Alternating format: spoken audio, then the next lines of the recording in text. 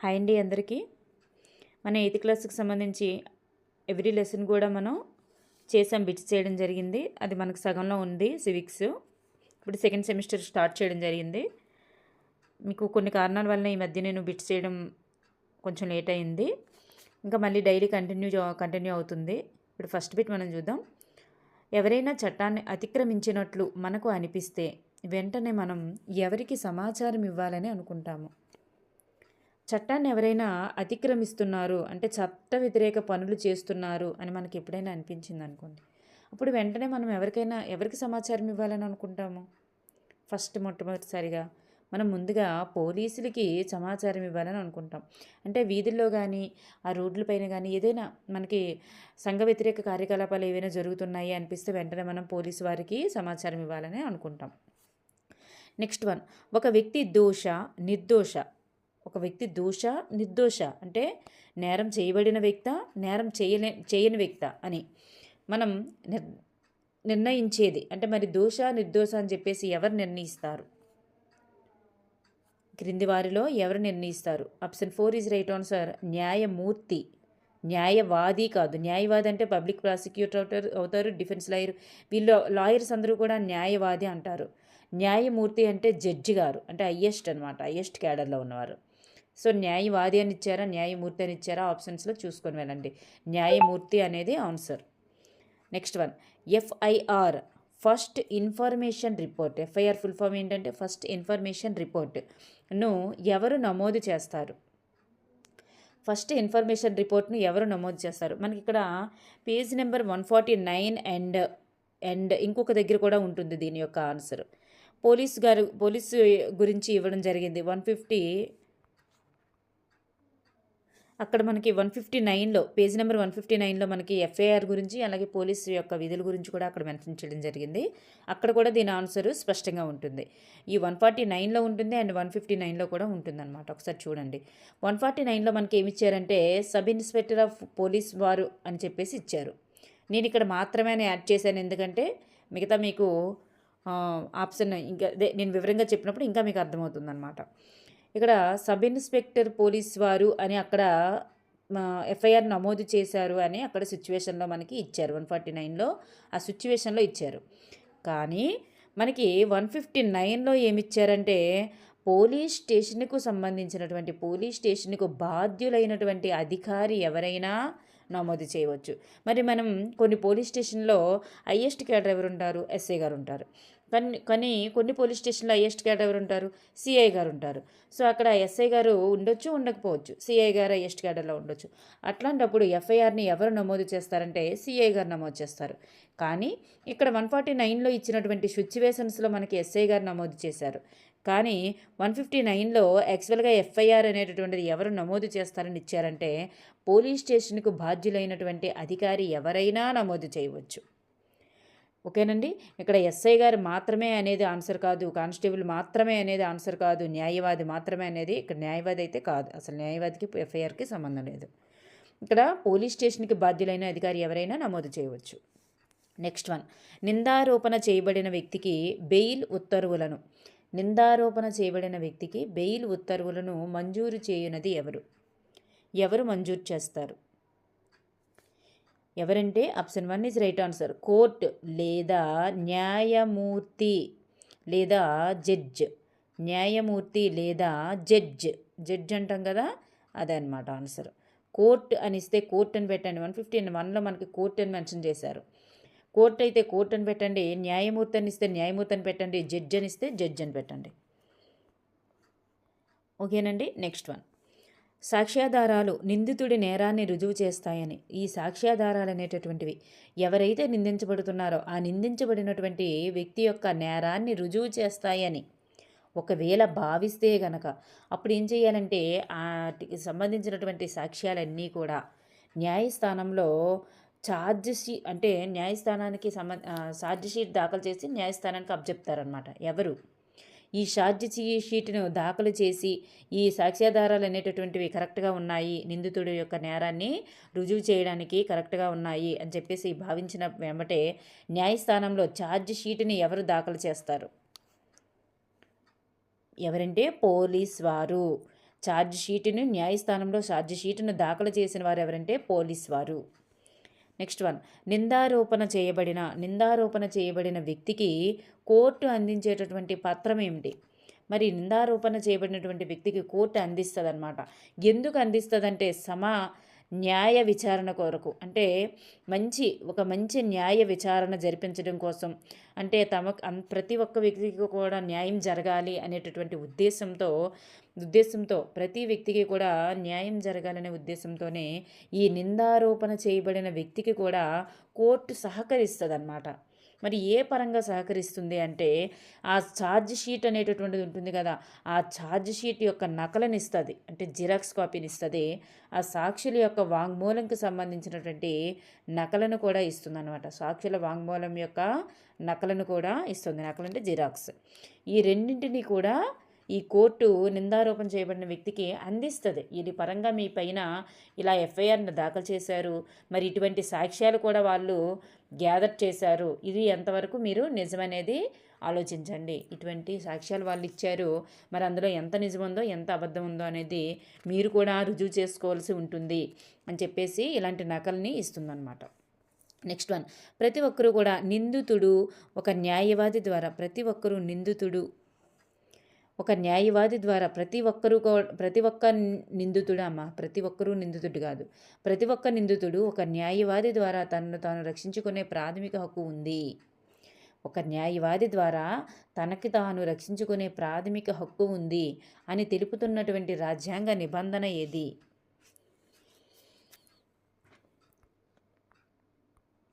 చూడండి, ఇక్కడ ఆ అధికరణ ఏమవుతుందంటే అధికరణ 22, రాజ్యాంగంలోని అధికరణ 22 ద్వారా తనని తాను రక్షించుకోవడానికి ఒక న్యాయవాది ద్వారా రక్షించుకోవచ్చు అని చెప్పేసి ఒక ప్రాథమిక హక్కు అనేటటువంటిది కల్పించడం జరిగింది.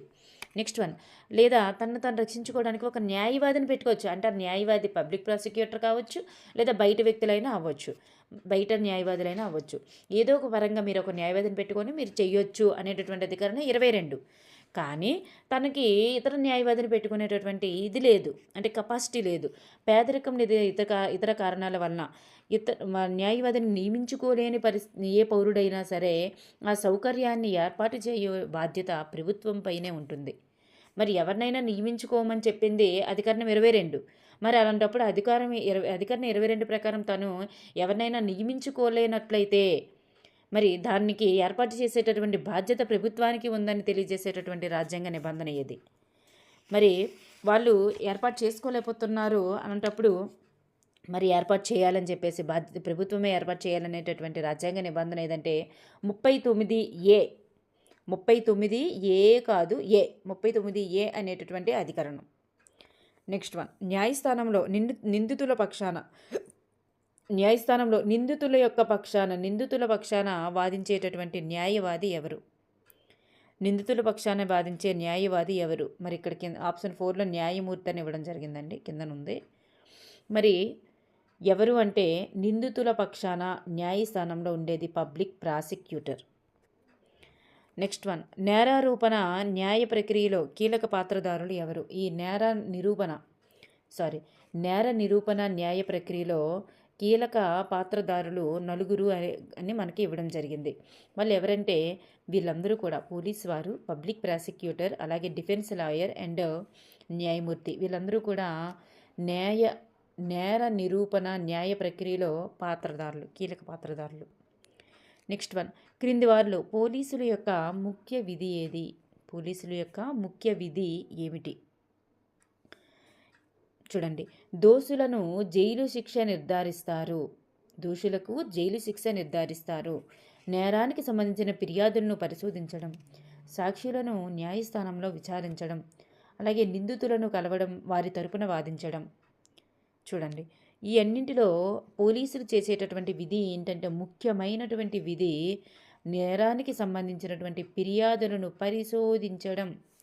దానినే మనం ఏమంటారంటే నేర పరిశోధన అంటారు. మరి నేర పరిశోధన అంటే ఏమిటి అని కూడా మనకి ఇవ్వడం జరిగింది. ఫిర్యాదులను పరిశోధించడం లేదా నేర పరిశోధన. నెక్స్ట్ వన్, అయితే నేర పరిశోధన అంటే ఏమిటి? నేర పరిశోధన అనగానేమి? సాక్షుల యొక్క వాంగ్మూలాలను నమోదు చేయడం, మరియు వివిధ రకాలైనటువంటి సాక్ష్యాలను కూడా సేకరించడం. ఈ రెండు కూడా నేర పరిశోధనకి చెందుతాయన్నమాట. పోలీసుల యొక్క నేర పరిశోధనకు చెందింది ఏంటంటే సాక్షుల యొక్క వాంగ్మూలాలు ఏమైతే ఉంటాయో వాటిని నమోదు చేస్తారనమాట. వాళ్ళు చెప్పేవన్నీ కూడా నమోదు చేస్తారు. అలాగే వివిధ రకాల సాక్ష్యాలను కూడా సేకరిస్తారు. దీన్నే నేర పరిశోధన అంటారు. ఆప్షన్ 1 అంటే ఫర్ ఎగ్జాంపుల్ ఏంటంటే ఒక రోడ్డు పైన యాక్సిడెంట్ జరిగింది అనుకోండి. ఒక రోడ్డు పైన యాక్సిడెంట్ జరిగింది. మరి అక్కడికి వెళ్తారు. వీళ్ళు ఏం చేస్తారంటే ఆ సాక్షుల యొక్క వాంగ్మూలాలు ఎవరైతే చూశారో, ఏమైనా అక్కడ జరిగినటువంటి సిచ్యువేషన్ని ఎవరైతే చూశారో అటువంటివన్నీ కూడా నమోదు చేసుకుంటారు. అక్కడ ఏం జరిగింది, ఏం జరిగి ఉండొచ్చు, ఏమేమి ఉన్నాయి అవన్నీ కూడా నమోదు చేసుకుంటారు. నెక్స్ట్ వివిధ రకాల సాక్ష్యాలను కూడా సేకరించడం. అక్కడ సిచ్యువేషన్ సంబంధించినటువంటి సాక్ష్యాలు కూడా సేకరించడం. ఓకేనండి. నెక్స్ట్ 1 క్రింది వానిలో సమన్యాయ పాలనకు సంబంధించి సరికానిది ఏమిటి? మరి సమన్యాయ పాలన అంటే ఏమిటి? దానికి సంబంధించి సరికానిది ఏమిటి? మరి ప్రతి ఒక్కరూ కూడా దేశ చట్టాలకు లోబడి ఉండాలి. ప్రతి ఒక్కరూ కూడా దేశ చట్టాలకు లోబడి ఉండాలి. ఇది పోలీసులకు వర్తించదు అన్నారు. పోలీసులు ఎల్లప్పుడూ కూడా మానవ హక్కులను పరిపూర్ణంగా గౌరవిస్తూనే చట్టానికి కూడా లోబడి పరిశోధన చేయాలి. చిన్న చిన్న నేరాలకు కూడా న్యాయమూర్తులు ఒక వ్యక్తికి ఏ విధమైనటువంటి శిక్షణ కూడా విధించలేరు. సో సమన్యాయ పాలన జరగాలంటే ఈ క్రింది వాటిలో ఏది సరికాదు? ఇది పోలీసులకు వర్తించదు అనేది సరికాదు. సమన్యాయ పాలన జరగాలంటే అది పోలీసులకు కూడా తప్పనిసరిగా వర్తించాలి. ఎటువంటి భేదము కూడా చూపించకూడదు. పేదవాడి నుంచి ధనవంతుడి వరకు అందరినీ ఒకేలా చూడాలి. ఓకేనండి. కులమత భేదం అనేది ఉండకూడదు. కులమతాలకి అన్నింటికీ అతీతంగా ఉండాలన్నమాట. ఇటువంటి నిష్పక్షపాతం కూడా ఉండకుండా. నెక్స్ట్ 1 అరెస్ట్ కానీ నిర్బంధము విచారణ. అరెస్ట్ చేయడం, నిర్బంధం చేయడం, విచారణ చేయడం ఇటువంటివన్నీ ఎవరు చేస్తారు? పోలీసులే కదా చేస్తారు. మరి ఇలాంటివి చేస్తున్నటువంటి సమయంలో పోలీసులు తప్పనిసరిగా ఎటువంటివి అనుసరించాలి, ఎటువంటి మార్గదర్శకత్వాలను అనుసరించాలి అనేటటువంటిది ఎవరు నిర్దేశించారు, ఎవరు నిర్దేశిస్తారు? సుప్రీంకోర్టు నిర్దేశిస్తుందన్నమాట. సుప్రీంకోర్టు నిర్దేశిస్తుంది. అటువంటి వాటిని సుప్రీంకోర్టు మార్గదర్శకాలను నిర్దేశించింది. ఆ మార్గదర్శకాలకి ఒక పేరు కూడా ఉందన్నమాట. ఒకసారి చూద్దాం. నెక్స్ట్ 1 నేర చట్టం కింద అరెస్ట్ కాబడినటువంటి ప్రతి వ్యక్తికి కూడా ప్రాథమిక హక్కులకు హామీ ఇచ్చేటటువంటి రాజ్యాంగ నిబంధన ఏది? నేర చట్టం కింద అరెస్ట్ కాబడినటువంటి ప్రతి వ్యక్తికి కూడా ప్రాథమిక హక్కులకు హామీ ఇచ్చేటటువంటి రాజ్యాంగ నిబంధన ఏది?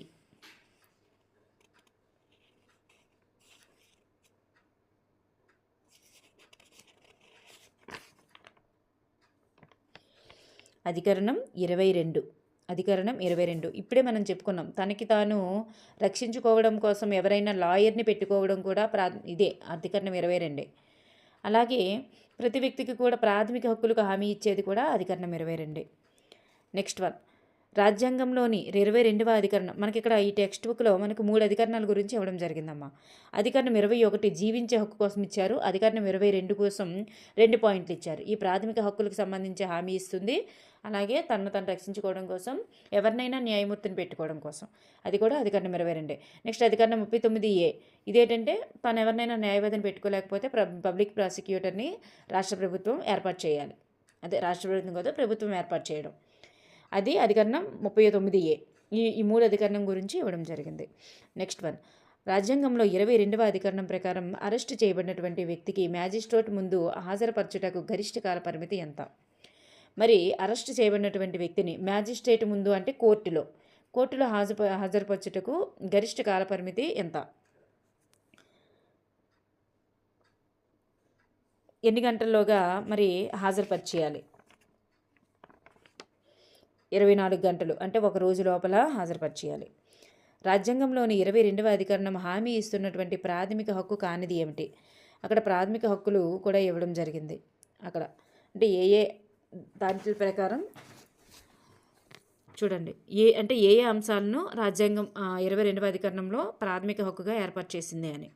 మరి ఇక్కడ అరెస్ట్ చేయుటకు గల కారణాలు తెలియపరచాలి తప్పనిసరిగా. అది వాళ్ళ నిందితుల యొక్క ప్రాథమిక హక్కు కింద చేర్చింది అధికరణం 22లో. నెక్స్ట్ 20 సంవత్సరాల లోపు బాలలను మరియు మహిళలను కేవలం ప్రశ్నించుటకు పోలీస్ స్టేషన్కి మాత్రం పిలవకూడదు అన్నారు. మరి ఇక్కడ 20 సంవత్సరాల లోపు అనేది రాంగ్ అన్నమాట. ఎన్ని సంవత్సరాల లోపు వాళ్ళకంటే 15 సంవత్సరాల లోపు బాలలను మరియు మహిళలను కేవలం ప్రశ్నించుటకు లేదా పోలీస్ స్టేషన్కు పిలవకూడదు. పోలీస్ కస్టడీ నిందితుడు అంగీకరించిన నేరాన్ని నిందితునికి వ్యతిరేక సాక్ష్యంగా ఉపయోగించకూడదు. అరెస్టు లేక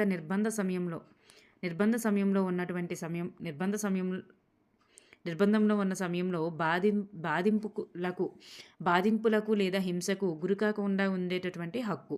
ఇవన్నీ కూడా రాజ్యాంగం 22వ అధికరణంలో ప్రాథమిక హక్కుగా ప్రతి ఒక్కరికి కూడా కల్పించిందనమాట. ఓకేనండి. ఇక్కడ 15 అంటే ఇక్కడ మనకు సరికానిది ఏంటంటే ఆప్షన్ 2 అనేది సరికాదు. నెక్స్ట్ వన్, రాజ్యాంగ నిబంధన 22 అధికరణం ప్రకారం కేవలం ప్రశ్నించుటం కోసం ఈ క్రింది ఎవరిని పోలీస్ స్టేషన్కు పిలవకూడదు. సో ఇక్కడ ఆప్షన్ 2 ఈజ్ రైట్ ఆన్సర్. 15 సంవత్సరాల్లో బాలలను మరియు మహిళలను. ఏ వ్యక్తినైనా అరెస్టు చేయనప్పుడు పోలీసు వారు అనుసరించవలసిన నిర్దిష్ట నియమాలు, మార్గదర్శకాలను సుప్రీంకోర్టు జారీ చేసింది. మరి ఈ మార్గదర్శకాలను ఈ క్రింది పేరుతో పిలుస్తారు. ఏ పేరుతో పిలుస్తారు? Option 1 is right answer. D K Basu మార్గదర్శకాలుగా పిలుస్తారు. ఈ క్రింది రాజ్యాంగ ప్రకరణములో సరికాని జత ఏది? ఇక్కడ ఆల్రెడీ మనం చెప్పుకున్నాము. అరెస్ట్ కాబడినటువంటి వ్యక్తులకు సంబంధించినటువంటి హక్కులని తెలియజేశారు ఆర్టికల్ 22లోని.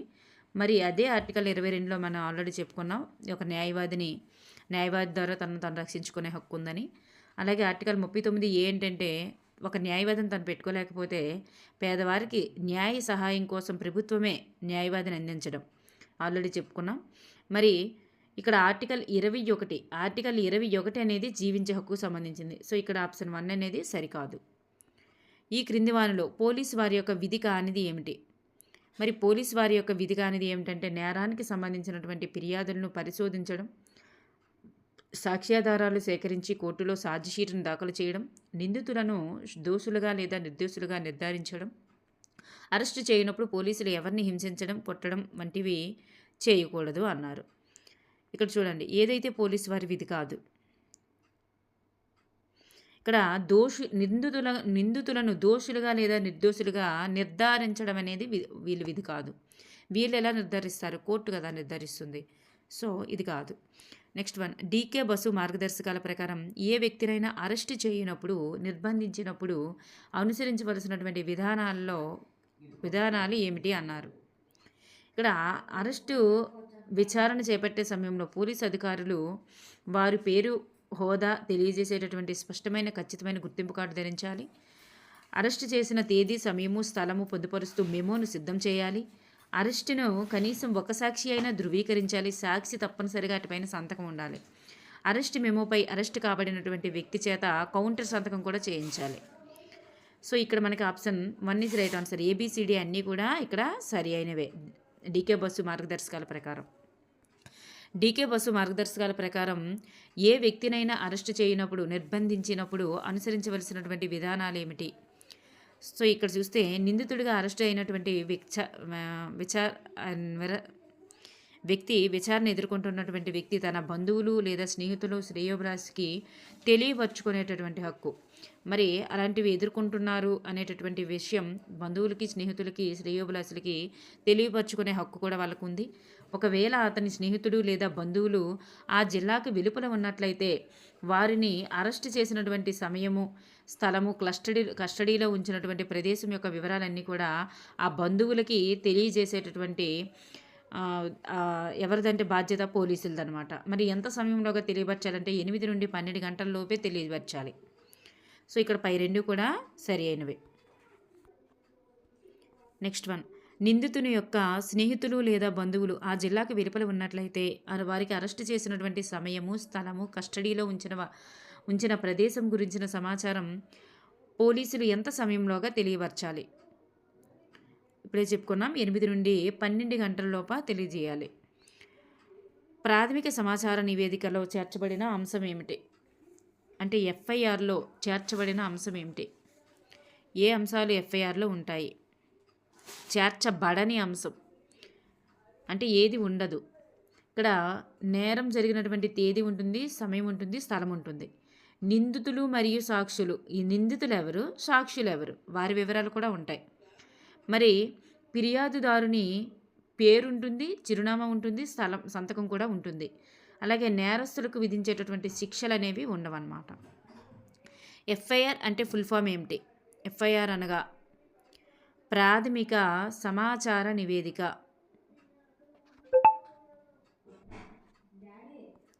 నెక్స్ట్ వన్, న్యాయ సమాచారాన్ని పోలీసు వారికి క్రింది రూపంలో ఇవ్వవచ్చును. నేర సమాచారాన్ని పోలీసు వారికి క్రింది రూపంలో ఇవ్వవచ్చును. మౌఖికంగా మరియు రాతపూర్వకంగా ఎలా అయినా ఇవ్వవచ్చు. ప్రభుత్వం తరపున న్యాయస్థానంలో వాదనలు వినిపించున్నది ఎవరు? ప్రభుత్వం తరపున న్యాయస్థానంలో ఎవరు వాదిస్తారు? Option 1 is right answer, public prosecutor. క్రింది వానిలో క్రిమినల్ నేరం అనేది సామాజిక తప్పుగా పరిగణించబడుతుంది. నింద మోపబడిన వ్యక్తినే కాకుండా సమాజం మొత్తాన్ని కూడా ప్రభావితం చేస్తుంది. సమాజానికి వ్యతిరేకమైనదిగా పరిగణించబడుతుంది. సో ఇక్కడ పైవన్నీ కూడా సరి అయినవి. చిన్న చిన్న దొంగతనాలు అనునవి ఎటువంటి నేరాలుగా పరిగణించబడతాయి? మరి ఇక్కడ మనకు ఒక దొంగతనం గురించి కూడా ఇవ్వడం జరిగింది కదండి వివరంగా. సో ఎటువంటి నేరాలుగా పరిగణించబడతాయి? క్రిమినల్ నేరాలు అంటారనమాట. నేరం కిందనే చూస్తుంది అనమాట. నేర స్మృతి అంటారు దీన్ని. క్రిమినల్ నేరాలని నేర స్మృతి అంటారు. సివిల్ వాటిని పౌర స్మృతి అంటారు. నేర స్మృతి లేదా క్రిమినల్ నేరాలు. శ్రీమతి షిండే యొక్క బంగారపు గొలుసును శాంతి హెంబ్రం దొంగలించడం చేసింది అనే నిందారోపణకు సంబంధించినటువంటి కేసును ఈ క్రింది విధంగా పేర్కొనవచ్చును. ఆ కేసుని ఎలా పేర్కొనవచ్చును? ప్రభుత్వము వర్సెస్ శాంతి హెంబ్రంగా పేర్కొనవచ్చును. ఈ క్రింది వానిలో పబ్లిక్ ప్రాసిక్యూటర్ యొక్క విధి కానిది ఏమిటి? మరి ఆయన ఎటువంటివి చేస్తారు? బాధితుల పక్షాన వాదించడం, నేరాన్ని నిరూపించడం, సాక్షులను న్యాయస్థానంలో విచారించడం, కేసును గురించిన సరైన నిర్ణయం తీర్చుకోవడానికి పూర్తి వాస్తవాలను, సాక్ష్యాలను కోర్టు ముందు ఉంచడం, దోషులకు జైలు శిక్ష నిర్ధారించడం. సో ఇక్కడ ఆప్షన్ 4 అనేటటువంటిది ఆయన చేయరు. బాధితుల పక్షాన వాదిస్తారు, నేరాన్ని నిరూపిస్తారు, ఇవన్నీ చేస్తారు. కానీ దోషులను జైలు శిక్ష నిర్ధారించడం అనేది ఆయన చేయరు, న్యాయమూర్తి చేస్తారు. క్రింది వానిలో సరి అయినది ఏమిటి? మరి ఎఫ్ఐఆర్ను నమోదు చేయడంలో పోలీసులు తమ దర్యాప్తును ప్రారంభించవచ్చు. చూడండి, ఎఫ్ఐఆర్ ఎప్పుడైతే నమోదు చేస్తారో వెంటనే నమోదు చేయడంతోనే పోలీసులు తమ యొక్క దర్యాప్తును ప్రారంభించవచ్చు. పోలీసు వారు పరిశోధన చేసి కోర్టులో ఛార్జ్ షీట్ ఎప్పుడైతే దాఖలు చేశారో, మరి ఛార్జ్ షీట్ అంటే ఆ నిందితులకు సంబంధించినటువంటి సాక్ష్యాధారాలన్నీ కూడా ఎప్పుడైతే ఛార్జ్ షీట్ దాఖలు చేస్తారో ఆ తర్వాతనే పబ్లిక్ ప్రాసిక్యూటర్ పాత్ర కూడా ప్రారంభమవుతుంది. సో ఇక్కడ పై రెండు కూడా సరి అయినవి. ఆటలో ఎంపైర్ కాదు, అంపైర్ ఎలా అయితే ఎటువంటి పాత్ర అయితే పోషిస్తారో అంపైర్ వంటి పాత్రను న్యాయస్థానంలో ఎవరు పోషిస్తారు? న్యాయమూర్తి. క్రింది వానిలో న్యాయమూర్తికి సంబంధించిన విధి కానిది ఏమిటి? మరి న్యాయమూర్తి అంటే జడ్జ్. మరి నలుగురు గురించి మనం చెప్పుకుంటున్నాం. పోలీస్ వారి గురించి ఆల్రెడీ చెప్పుకున్నాం, మరి పబ్లిక్ ప్రాసిక్యూటర్ గురించి చెప్పుకున్నాం, నెక్స్ట్ న్యాయమూర్తి, నెక్స్ట్ డిఫెన్స్ లాయర్ ఎవరనేది మనకి ఎక్కువగా ఇవ్వలేదు. సో ఇక్కడ మనకి న్యాయమూర్తి గురించి చెప్తున్నారు. న్యాయమూర్తికి సంబంధించి విధి కానిది ఏమిటి? మరి విచారణను నిష్పక్షపాతంగా న్యాయస్థానంలో నిర్వహించడం, మరి ప్రాసిక్యూషన్ డిఫెన్స్ వారు సమర్పించినటువంటి అన్ని సాక్ష్యాలను, ఇతర సాక్ష్యాలను వినడం, ఒక వ్యక్తి నిర్దోష అని చట్టబద్ధంగా నిర్ణయించడం, మరి తన సొంత నిర్ణయం మేరకు జైలు శిక్షను, జరిమానాను లేదా రెండింటిని విధించడం, సవరించడం. ఇక్కడ ఆప్షన్ 4 అనేటటువంటిది చేయరు. తన సొంత నిర్ణయం మేరకు అయితే చేయరు. చట్టానికి లోబడి, చట్టాన్ని అనుసరించి, రాజ్యాంగంలో నిబంధనలకు అనుసరించి ఆయన జైలు శిక్షను లేదా జరిమానాను విధిస్తారు. సవరించడం అనేటటువంటిది ఆయన చేయలేరు. సో ఆప్షన్ 4 అనేది ఇక్కడ కాదనమాట. నెక్స్ట్, ఒక వ్యక్తి యొక్క జీవించే హక్కుకు సహేతుకమైనటువంటి న్యాయబద్ధమైన న్యాయ ప్రక్రియ ద్వారా మాత్రమే హరించవచ్చని హామీ ఇచ్చేటటువంటి రాజ్యాంగ నిబంధన ఏది? జీవించే హక్కుకు సంబంధించినటువంటి రాజ్యాంగ నిబంధన అధికరణం 21. ఈ క్రింది వానిలో న్యాయబద్ధమైనటువంటి విచారణకు సంబంధించిన ఆర్టికల్ ఏది? న్యాయబద్ధమైనటువంటి విచారణ జరగకపోతే ఈ క్రింది ఏ ఆర్టికల్ అనేటటువంటిది నెరవేరలేదని చెప్పవచ్చు. ఆర్టికల్ 21 అంటే జీవించే హక్కుకు సంబంధించిందనమాట. సో జీవించే హక్కుకు సంబంధించినటువంటి అధికరణం నెరవేరలేదని చెప్పవచ్చు. న్యాయబద్ధమైనటువంటి విచారణ కనుక జరగనట్లయితే వాళ్ళకు ప్రాథమిక హక్కులు కల్పించబడలేదని అర్థం అన్నమాట. నెక్స్ట్ వన్ ఈ క్రింది వానిలో సరి అయిన న్యాయ విచారణకు సంబంధించి సరిగాని అంశం ఏది? మరి న్యాయ విచారణకు సంబంధించి సరి అయిన న్యాయ విచారణ ఎలా ఉంటుందో దానికి సంబంధించి సరికాని అంశం ఏది? మరి క్రింది వాటిలో ఏదైతే సరి అయిన న్యాయ విచారణ అవుతుంది, ఏది సరి అయిన న్యాయ విచారణ కాదు? ఇక్కడ చూద్దాం. నేరారోపణ చేయబడినటువంటి వ్యక్తికి ఛార్జ్ షీట్ మరియు ప్రాసిక్యూషన్ సమర్పించినటువంటి సాక్ష్యాలను యొక్క నకలు అనేటటువంటివి నిందితునికి అందించాలి. మరి రహస్య ప్రదేశంలో విచారణ జరగాలి, నిందితుల సమక్షంలో విచారణ జరగరాదు అన్నారు. నిందితులు తమ నిర్దోషత్వం నిరూపించుకున్నటకు సాక్షులను ప్రవేశపెట్టుటకు అనుమతి ఇవ్వాలి. న్యాయమూర్తి విచారణ నిష్పక్షపాతంగా నిర్వహించాలి. ఇక్కడ చూస్తే మనకి ఇక్కడ ఆప్షన్ 2 అనేటటువంటిది సరికాదు. రహస్య ప్రదేశంలో విచారణ జరగకూడదు, బహిరంగ ప్రదేశంలోనే విచారణ జరగాలి.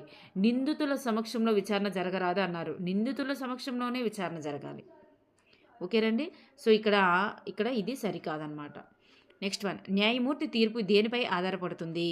న్యాయమూర్తి ఇచ్చేటటువంటి తీర్పు దేనిపైన ఆధారపడుతుంది?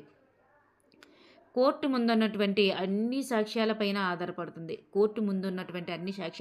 ఆధారపడుతుంది.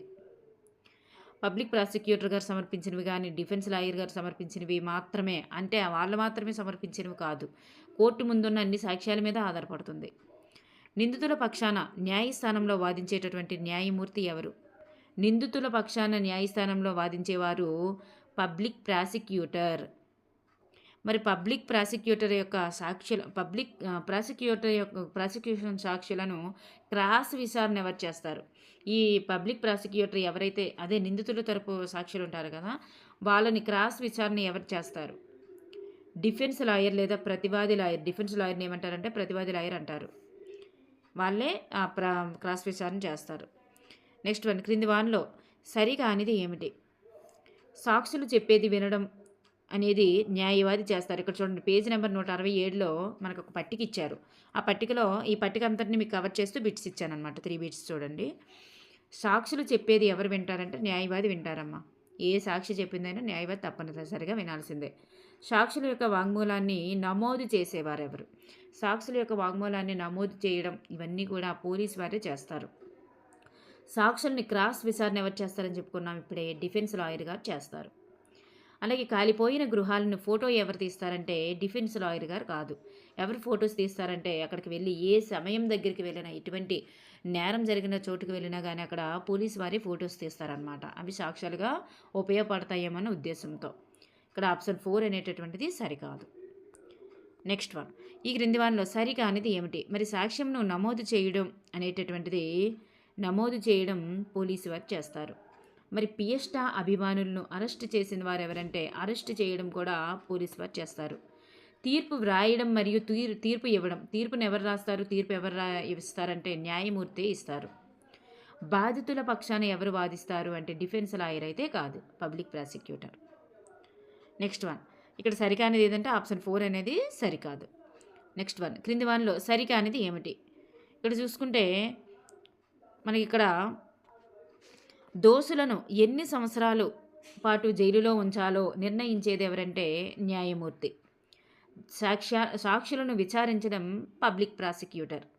మరి విచారణను ఎవరు జరుపుతారు అంటే న్యాయమూర్తి విచారిస్తారు. అలాగే నిందితుడిని కలవడం ఎవరంటే పబ్లిక్ ప్రాసిక్యూటర్ అయితే కాదు. నిందితుడిని ఎవరు కలుస్తారు? నిందితుల దగ్గరికి వెళ్ళేది పోలీసు వారు అనమాట. నిందితులను ఎవరు కలుస్తారంటే పోలీసు వారు. మనకు సిచ్యువేషన్ కూడా ఇచ్చారు కదా, ఎస్ఐ గారి కంప్లైంట్ ఇవ్వడం, ఎస్ఐ గారు వెళ్ళి నిందితుల్ని అక్కడ విచారణ జరపడం, అవన్నీ కలవడం, అవన్నీ జరుగుతాయి అన్నమాట. పబ్లిక్ ప్రాసిక్యూటర్ కాదు, పోలీసు వారు. Okay next one. ఓకే అండి, థ్యాంక్ యూ ఎవ్రీవన్.